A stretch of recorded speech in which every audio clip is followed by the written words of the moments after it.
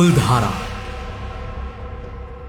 एक ऐसा गांव जिसे एक रात में लोगों ने ऐसे छोड़ दिया जैसे वहां पर पहले कुछ था ही नहीं। आखिर कौन सा राज छुपा है इस भूतिया गांव में जो इसे बेहद रहस्यमयी बना देता है, और क्यों इस गांव में आज भी कोई नहीं रह पाता? चलिए जानते हैं आज के इस एपिसोड में। तो हेलो गाइस, मैं हूं कौशिक और चलिए शुरू करते हैं एक और नए एपिसोड को।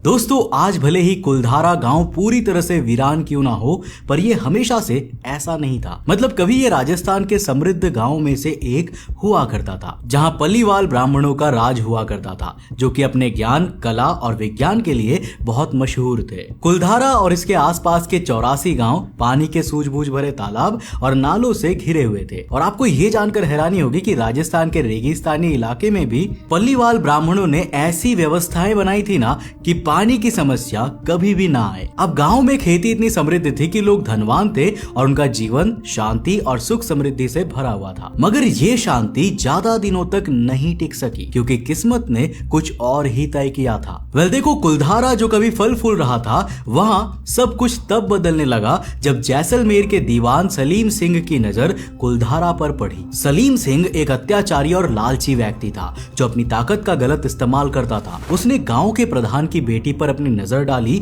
और उसके साथ जबरदस्ती शादी करने की धमकी दी। दीवान की इस इच्छा ने गांव वालों को एक कठोर फैसला लेने पर मजबूर कर दिया, क्योंकि वहां रहने वाले जो पल्लीवाल ब्राह्मण थे ना, उनको उनके स्वाभिमान के लिए जाना जाता था। मतलब उनके लिए इज्जत और सम्मान सबसे पहली चीज थी। ऐसे में सलीम सिंह की धमकियों ने उन्हें एक ऐसे दो राहे पर खड़ा कर दिया जहां पर हर रास्ता कठिन लग रहा था। अब एक तरफ थी उनकी बेटी की इज्जत और दूसरी तरफ थी दीवान का अत्याचार, जिससे निपटने के लिए कुलधारा गांव के लोगों ने एक ऐसा फैसला किया जिसके बारे में जानकर आज भी लोगों को आश्चर्यचकित हो जाता है। दरअसल पल्लीवाल ब्राह्मणों ने एक रात में अपना सारा सामान, घर और खेती बाड़ी छोड़ दिया। एक ही रात में कुलधारा और उसके आसपास के सभी गांव खाली हो गए, जैसे कभी यहाँ पर लोग बसते ही नहीं थे।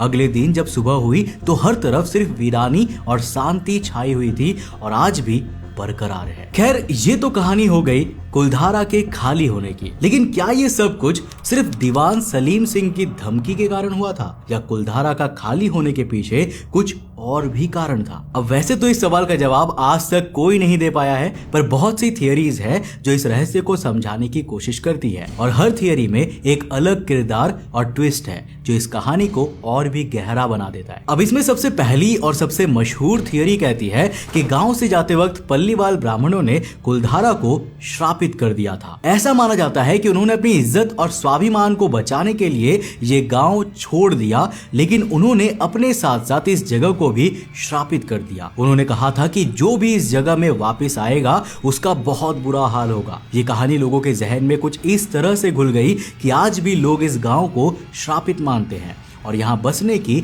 हिम्मत तक नहीं करते। आसपास के लोगों की माने तो यहाँ आज भी अजीबोगरीब घटनाएं होती है, अजीब आवाजें आती है और कई लोगों ने यहाँ भूतिया साएं भी देखे हैं। कई यात्री ये कह चुके हैं कि रात के अंधेरे में यहाँ कुछ रहस्यमयी घटनाएं होती है जो किसी की भी समझ से परे है। लेकिन ये किस हद तक सच है? क्या वाकई में पल्लीवाल ब्राह्मणों के श्राप सच में अब तक चालू है? लोगों की कहानियों के अनुसार जो भी इस गाँव में रहने की कोशिश करता है ना, उसका जीवन बर्बाद हो जाता है। अब जहां एक तरफ कुलधारा के वीरानेपन के पीछे की वजह एक श्राप को माना जाता है, तो वहीं दूसरी तरफ कुछ विद्वान लोग मानते हैं कि कुलधारा का खाली होना किसी प्राकृतिक आपदा का नतीजा था। उनका कहना है कि राजस्थान के ये इलाके भूकंप प्रभावित होते हैं और कुलधारा भी एक भयानक भूकंप का शिकार हुआ होगा। जानकारों के अनुसार एक ऐसे भूकंप के कारण पानी के सारे तालाब खत्म हो गए होंगे और गांव के लोगों के पास गांव को छोड़ने के अलावा और कोई भी रास्ता नहीं बचा होगा, क्योंकि जब पानी ही नहीं बचा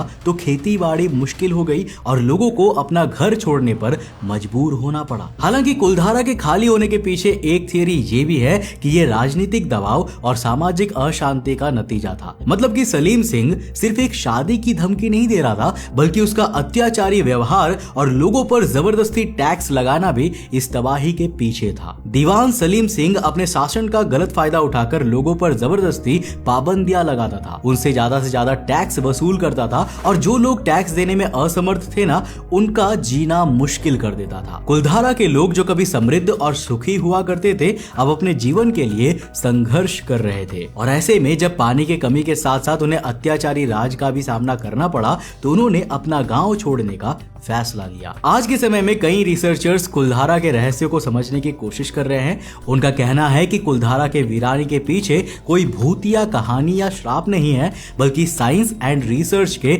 आधुनिक तत्वों का हाथ है। कई वैज्ञानिक ये भी मानते हैं कि ये पूरी कहानी एक कलाकारी थी जो लोगों को इस गांव से भगाने के लिए बनाई गई थी, क्योंकि कुलधारा के गांव में कई पुराने मकान और भवनों की संरचना आज भी वैसे की ही वैसी बनी हुई है। अब वैज्ञानिक ये मान रहे हैं कि कुलधारा के प्राचीन पानी के स्रोत और वाटर हार्वेस्टिंग पर भी विशेष अध्ययन किया जाना चाहिए, क्योंकि हो सकता है कि इससे पानी के सूख जाने की वजह पता चल जाए और यही प्राकृतिक आपदा इस पूरी कहानी की सच्चाई हो। अब यूं तो कुलधारा में बहुत से रहस्य छुपे हुए हैं, पर जो बात सुनकर हर कोई हैरान हो जाता है ना, वो है इससे जुड़ी भूतिया कहानियां। देखो, कई लोग जो यहाँ रात के समय में गए हैं, उन्होंने बताया है कि उन्होंने यहाँ बेहद अजीब सी घटनाएं होती हुई देखी है। रात के अंधेरे में यहाँ से अजीब आवाजें आती है और लोगों को लगता है कि कोई उनका पीछा कर रहा है। ऐसे कई लोग हैं जो कहते हैं कि उन्होंने यहाँ कुछ ऐसे साए देखे हैं जो हमेशा यहाँ के वीरान सड़कों पर चलते रहते हैं। अब दोस्तों, रात के समय में जब ये जगह एकदम सन्नाटे में डूब जाती है ना,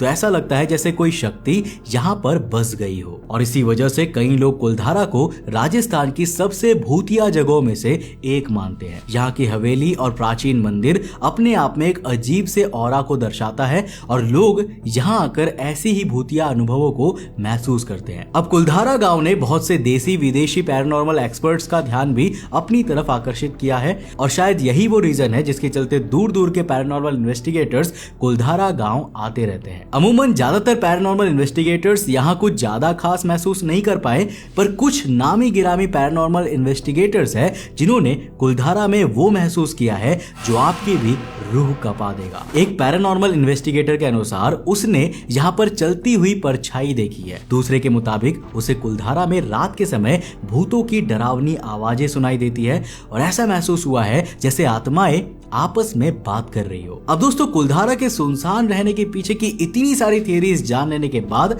आखिरी थियरी की बात कर लेते हैं, जिसके अनुसार कुलधारा में ना तो भूत है, ना ही ये रातों रात खाली हुआ है और ना ही इस पर कोई श्राप लगा है। देखो, ये आखिरी थियरी कहती है कि यहाँ के आसपास के इलाके में रहने वाले लोगों ने जानबूझकर इस तरह की कहानियां गढ़ी है ताकि वो ज्यादा से ज्यादा टूरिस्ट को कुलधारा की तरफ आकर्षित करवा सके और पैसे कमा सके। खैर, अगर ये स्टोरीज टूरिस्ट के अट्रैक्शन के लिए गढ़ी गई होती तो कुलधारा में जाना लोगों के लिए हर समय अलाउड होता, राइट? जबकि सच तो ये है कि यहाँ लोग सिर्फ सुबह 8 बजे से लेकर शाम के 6 बजे के बीच ही जा सकते हैं और जैसे ही सूरज डूबता है तब इस गांव को खाली कर दिया जाता है, जो कि किसी न किसी बड़ी वजह की तरफ इशारा करता है। वरना रात के समय में यहाँ टूरिस्ट को भेजने में प्रशासन को क्या ही दिक्कत होगी। वैसे ऐसा नहीं है कि खालीपन और वीराना ही कुलधारा की विरासत है, क्योंकि यहाँ की असली विरासत यहाँ के मंदिरों को माना जाता है। यहाँ के मंदिर जो एक समय पर भक्ति और श्रद्धा के स्थल थे, अब किसी वीरान जैसे हो गए हैं। शिव जी का मंदिर यहाँ के धार्मिकता का प्रतीक है और मंदिर की रचना और इसकी भव्यता पल्लीवाल ब्राह्मणों के समृद्ध इतिहास को दर्शाता है। लेकिन अब ये मंदिर सिर्फ एक यादगार है जो उन दिनों की याद दिलाता है जब कुलधारा खुशहाल हुआ करता था। आज भी जब कोई कुलधारा जाता है तब उसको यहाँ के प्राचीन मकान और मंदिर देखने को मिलते हैं। अब दोस्तों, कुलधारा के हर मकान के पीछे ना एक कहानी है, मतलब एक ऐसी कहानी जो बताती है कि कैसे लोगों ने अपनी जिंदगी यहाँ बिताई और कैसे उन्होंने अपनी संस्कृति और विरासत को संभाला था। कुलधारा के रहस्य और कहानियों ने इस गांव को एक अजीब सा छलावा बना दिया है। आज भी ये गांव अपने राजों को छिपाए हुए है और शायद ही कभी हम इस गांव के सच से पूरी तरह से रूबरू हो पाएंगे, मगर तब तक के लिए कुलधारा हमारे लिए एक रहस्यमय गांव ही बना रहेगा। वैसे दोस्तों, क्या आप में से किसी ने कभी कुलधारा को विजिट किया है या फिर आप में से कोई उसके आसपास के किसी रीजन में रहते हो? अगर हाँ, तो नीचे कमेंट सेक्शन में अपना एक्सपीरियंस जरूर बताना। अगर आपको वीडियो पसंद आया और कुछ नया सीखने को मिला तो इस वीडियो को लाइक करने के साथ साथ अपने दोस्तों के साथ जरूर शेयर करना।